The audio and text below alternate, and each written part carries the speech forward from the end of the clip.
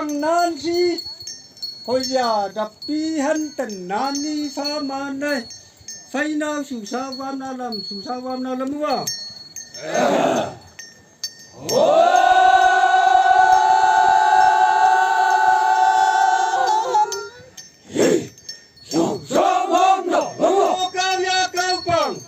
xin na xuân nhây bằng nan si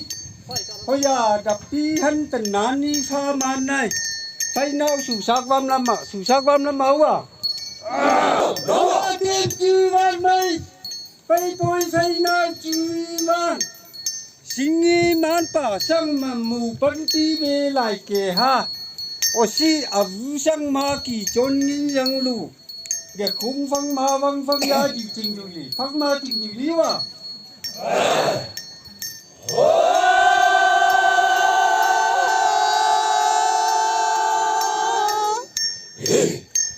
Ma chính cử liêu ô tiền chư van mây phây bôi phây nào chư van xin nghi man pa sang mà mù bắn ti về lại kề ha lại gì khô lại đâu cả hô lại gì khô song phim khăn phong yang tin lì xì vậy cả hô lại chỉ khô năng tông kỳ can ngả sang lại kề na vây hồ ski UMC bộ tuần dùng cả sẽ mấy cả cô từng áo đâu đi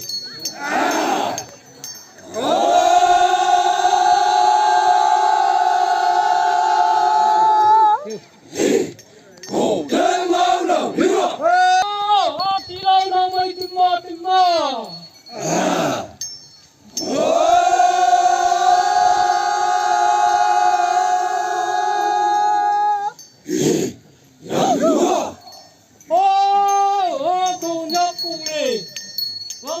Vâng hằng vâng ra ha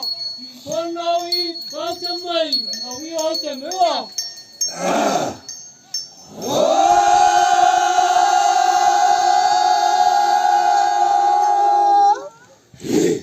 nào biết ông chấm mấy à ôi anh ăn sao chứ càng mà son nhây bằng nan thì chứ ngay ấy năng ấy sao ôi hình bằng gì vắng lem na mấy con tàu thì phải đang làm món này đang làm món nữa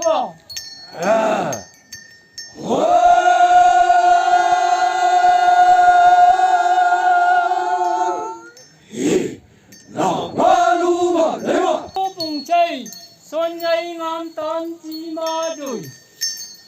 nào nghi tụ nghi quay tụ giang ăn nào sen nắc lắc vật chân pha na hậu ấy tôi tụ chân pha na hậu ấy tôi tụ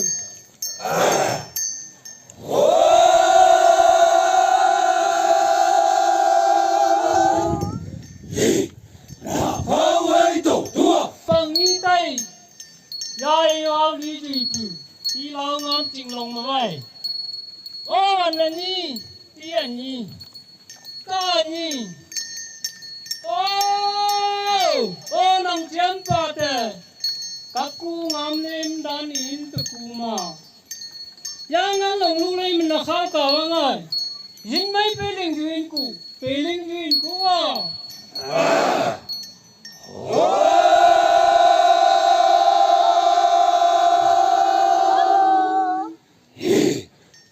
lên cho nhìn của wow le salong ka nga I pha boy ayo ma cho mình ku wa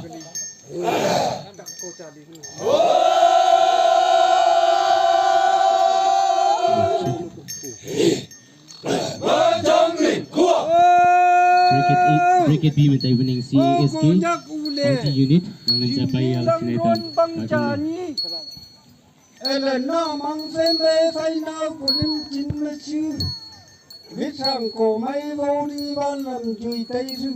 ô anh vậy ayo pema chama này wa ba trăm mà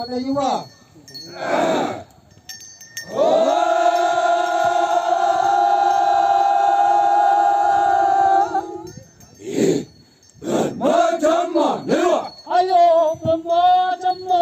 này ba trăm mà nếu à CASK naman sa Sikaw Mangpay niya. ba trăm mà nếu à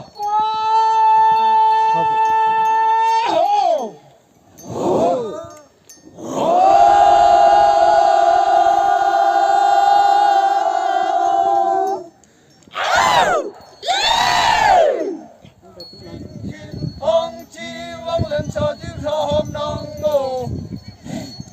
Hô Quang Phong Sơn Đế Mà Vinh Kinh Phong Chi Quang Lập Sở Chư Tham Nam Mô Hô Quang Phong Sơn Đế Mà